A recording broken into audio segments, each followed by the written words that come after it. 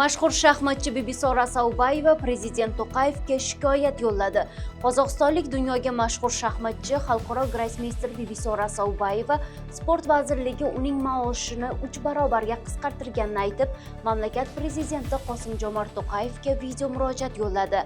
Sportchining aytishicha, 2023-yildan beri olib kelayotgan davlat maoshi 2025-yilda yangi sport vaziri kelgach 3 barobarga kamaytirilgan. Bibisora yaqinda nufuzli Norvegiya 2026 turnirida g'olib chiqqan bo'lsa-da, musobaqaga o'z puli va ota-onasi hisobidan tayyorlangan. Uning jamoasidagi tahlilchilarga hali ham haq to'lanmagan. Jahon chempionatidagi g'alaba uchun vazirlik atigi $2000 mukofot beradi. Olimpiada medali uchun esa $250 Vaholanki Qozog'istonda mendan boshqa amaldagi jahon chempioni yo'q, deydi shaxmatchi. Saubayevaning ta'kidlashicha, uning muammolar bo'yicha turli idoralarga qilgan murojaatlari javobsiz qolgach, u bevosita prezidentga chiqish qilishga majbur bo'lgan. Eng so'nggi xabarlarni Qisqa News'da kuzatib boring.